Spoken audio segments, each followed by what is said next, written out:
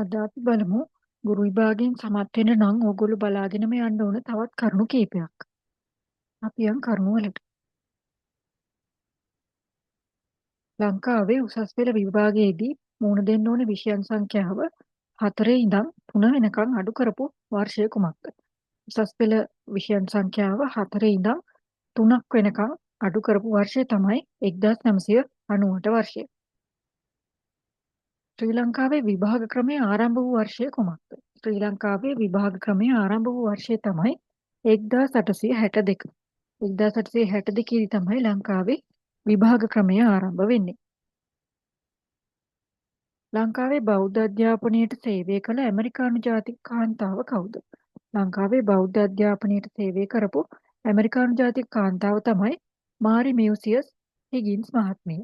Marie මියුසියස් හිගින්ස් මහත්මිය තමයි ලංකාවේ බෞද්ධ අධ්‍යාපනයට සේවය කරපු ඇමරිකන් ජාතික කාන්තාව. හින්දු ආගමික අධ්‍යාපනයේ පුරෝගාමියා කවුද? ලංකාවේ හින්දු ආගමික අධ්‍යාපනයේ පුරෝගාමියා තමයි ආරුමුග නවලාරතුමා. ආරුමුග නවලාරතුමා තමයි හින්දු ආගමික අධ්‍යාපනයේ පුරෝගාමියා. ශ්‍රී ලංකාවේ ප්‍රථම විභාග කොමසාරිස්වරයා කවුද?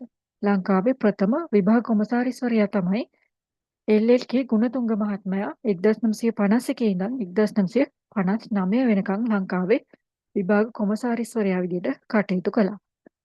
ඒ තමයි එල්.එල්.කේ ගුණතුංග මහත්මයා. ඒ තමයි ලංකාවේ ප්‍රථම විභාග කොමසාරිස්වරයා. පාඨශාලා පරීක්ෂකවරයෙකු ලෙස සේවය කළ ප්‍රසිද්ධ ලේඛකයා කවුද? පාඨශාලා පරීක්ෂකවරයෙකු ලෙස සේවය කරපු ප්‍රසිද්ධ ලේඛකයා තමයි මුනිදාස කුමාරතුංග මහතා. මුනිදාස කුමාරතුංග මහතා තමයි පාඨශාලා පරීක්ෂකවරයෙකු විදිහටත් සේවය කරපු ප්‍රසිද්ධ ලේඛකයා. SQI කියන එකේ තේරුම කුමක්ද? SQI යන්නේ තේරුම තමයි ස්කූල් ක්වොලිටි ඉන්ඩෙක්ස්. පාසල් අධ්‍යාපන ගුණාත්මක දර්ශකය. ස්කූල් ක්වොලිටි ඉන්ඩෙක්ස් පාසල් අධ්‍යාපන ගුණාත්මක දර්ශකය. උසස් පෙළ තාක්ෂණ විෂය ධාරාව හදාරන සිසුන්ට ලබා දෙන ශිෂ්‍යත්වය කුමක්ද? උසස් පෙළ තාක්ෂණ විෂය ධාරාව හදාරන සිසුන්ට ලබා දෙන ශිෂ්‍යත්වය තමයි සුජාත දියණිය ශිෂ්‍යත්වය. දකුණු ආසියාවේ ප්‍රථම හරිත සරසවිය පිහිටා ඇත්තේ කොහෙද? දකුණු ආසියාවේ ප්‍රථම හරිත සරසවිය පිහිටලා තියෙන්නේ හෝමාගම. හෝමාගම තමයි ප්‍රථම හරිත සරසවිය පිහිටලා තියෙන්නේ දකුණු ආසියාවේ.